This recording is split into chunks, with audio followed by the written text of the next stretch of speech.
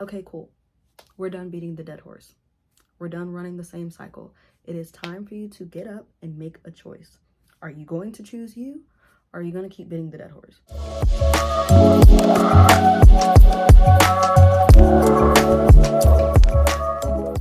Hello, my loves, and welcome back to a new video. If you're new here, hi, my name is Mel Threeps, and this is Live Again, where we talk about topics to help you live your ideal reality. Today, I want to talk about something that I feel like is super important when you are really getting into your self-love journey, and that is learning how to always choose you. So, without further ado, let's get into today's video. One of the biggest things I feel like is super important when you are stepping into a new version of yourself is confidence. And not the confidence of, oh, I'm pretty and I look good and I work out and I do all of these things. Choosing you every day does not always include what's outside of you. It doesn't always include what you do, how much work you put in, how beautiful you are. A lot of it has to do with the internal work you do. And that is surrounded around the confidence that you have in who you are. Who you are outside of the things you do on a daily basis, outside of how often you work out, how often you work, how hard you work, everything that you do for other people. Having confidence in yourself, no matter what stage you are in your life, is the most important part of your journey. It is the first step in you truly understanding how to stand in your light no matter where you are in that cycle. We are going to have moments where we are not at our best. We're going to have moments where we are not at the top of our game, where we're not executing, where we're not able to do for others. That is what truly gets you into the mindset of truly embodying who you want to be, because no matter what external things you're working on, what externally you're doing, what externally you do for others, you are still who you say you are, because you know you are who you say you are. The first thing I want to touch on is understanding your morals and beliefs about who you are. Like I said, it doesn't matter what anybody else thinks about who you are. It matters what you think about who you are. It's interesting to me that a lot of people will be like, oh, why do bad people have good things? And it is because they are confident in who they are. They may be a bad person. They may have done bad things, but they do not live their life based on those things. I know that sounds icky because in an ideal society, we want to think of everything as, morals aligning with this is what it means to be a good person. But everyone's definition of being a good person is different. Everyone's understanding of being a good person, being a good friend, being a good mother, being a good anything in life is based on the person. You have to understand at the end of the day, no matter how somebody sees you, no matter what you've done, no matter what mistakes you've made, you have to stand on your beliefs and your morals about who you are. Do you think you're a bad person? Do you think this, that, and the third? Now, I'm not saying, if you go and commit crimes, that is excusable. Absolutely not. No, that is not what I'm saying. What I am saying is, okay, let's say at some point in your life you were super explosive and you did not know how to handle your anger. Do you feel like you're still in that place? Do you feel like you're still that person? The people you hurt may still feel that way about you, but only you know the work that you have put in to become the person you are now. So who are you now? Only you can determine that. And at the end of the day, concerning yourself with how others feel about you will cause you nothing but misery. The saying, the thief of joy is comparison, is so true. It's interesting because I have been on my own journey of healing and understanding where I have been and where I am now. And I'm not going to sit here and tell you it's easy to separate the two, especially when you're trying to step into a new version. And maybe you still have people in your life who have seen all of the versions of you and they don't know what to believe. They haven't seen this new version of you. Now you're acting different. Now you're acting brand new because you've grown, because you've developed, and you're allowed to do so. But you have to be able to stand on that at the end of the day. My second point that I want to bring up is you have to make a choice about the things that you do not love about yourself. What I mean by that is Not liking things about yourself is completely normal. Completely normal. I know that it is stigmatized that, oh my God, you should love everything about yourself. And in an ideal world, absolutely. But as human beings, we naturally want to grow and develop and be better every day. There's always somebody better than us. So understanding that fact, it is okay that you are not in a space where you may love everything about yourself. You may hate the way your body looks. You may hate the way, you don't have that motivation that some people do, or that discipline that some people do. How you feel about you and how you treat you is a choice at the end of the day. You choose the way that you treat yourself. We can sit here all day and talk about everything that stands in our way of us becoming the version that we need to be. If I just have this, if I just get there, if I do this, that, and the third. If you were to actually be in the space and in the place that you truly wanted to be in, would you be able to handle that in your current state? Be honest with yourself. I had to ask myself that question, and the thought of having everything that I ever wanted terrified me. And it didn't terrify me until I finally got to a place that I have been dreaming of. Being in a space where I can just be. I'm not worried about anyone else other than myself. I had begged to be in that place. And then I got there and I didn't know I genuinely didn't know how to handle it.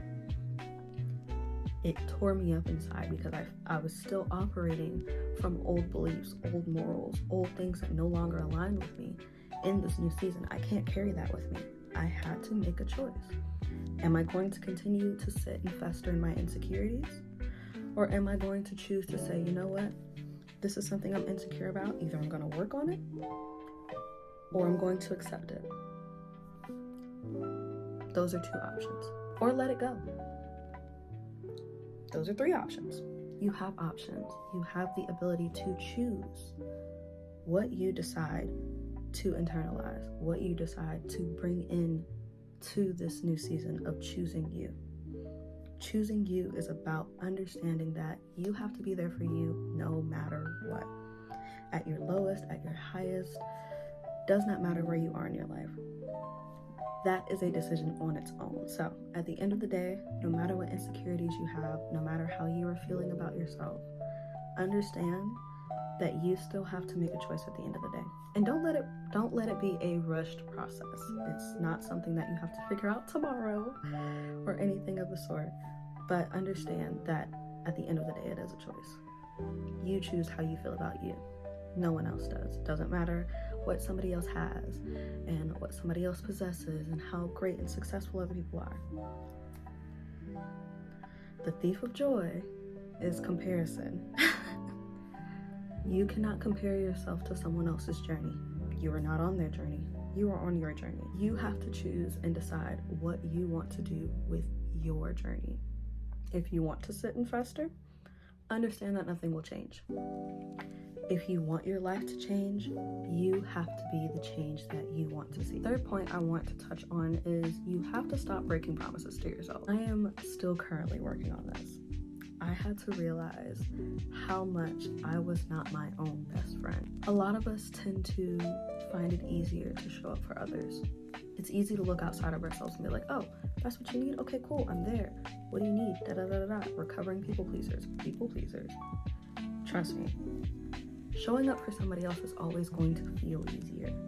But understand that you need you too. You need you more than anybody else needs you.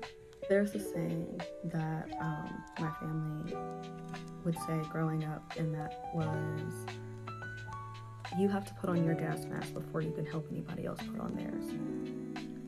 And at the end of the day, no matter what you're surrounded by, you have to make sure that you're good so that you can show up properly for others. But that starts with you keeping promises to yourself. That means if you're going to make the choice, okay, I don't like my body and I want to work on it, that means keeping that promise to yourself. If that's what you want to work on, if that's what you want to do that and stay consistent with it. And consistent does not mean perfection. It does not mean you have to be that every single day. But there needs to be some progress. there needs to be some amount of effort, even if it's just you taking a walk down the street, if it's you bicycling your legs, if it's you increasing your flexibility. Understand that every little ounce of effort counts. You are relearning and rebuilding a connection with yourself, and you will continue to do that for the rest of your life. The way to start with that is understanding how to treat yourself better, and it starts with you not rejecting your needs and the things that you need from you. You need you to operate on a daily basis. Why would you talk negatively to yourself?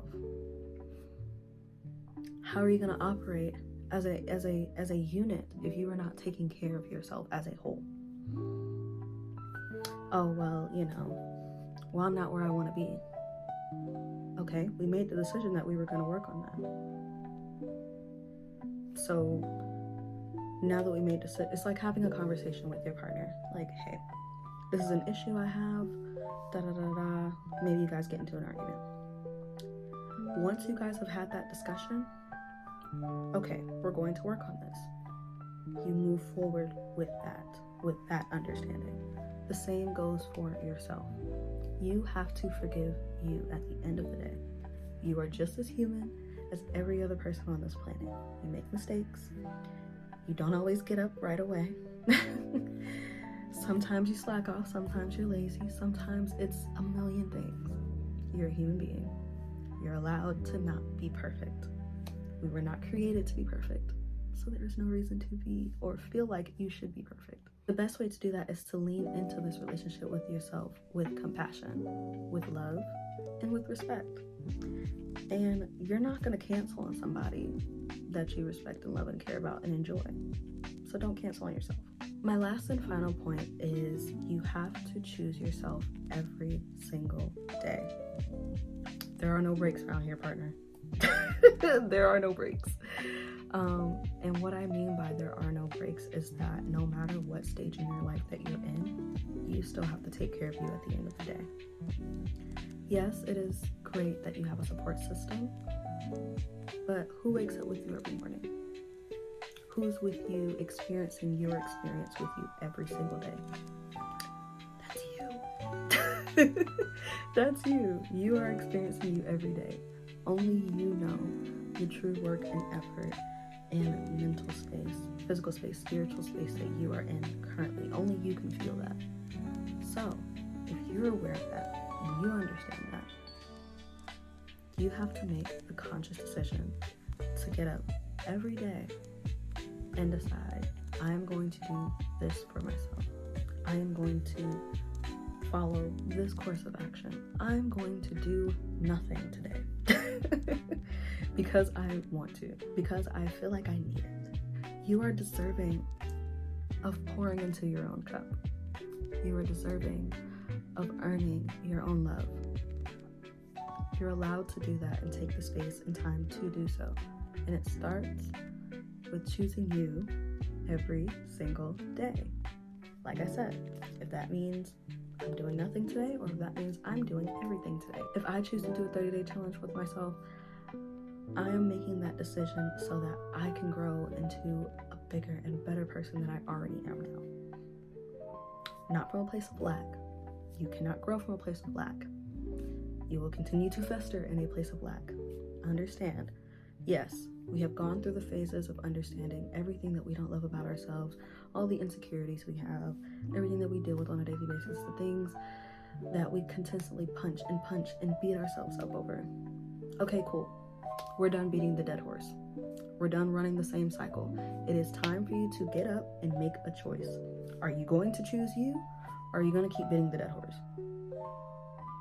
It's up to you at the end of the day.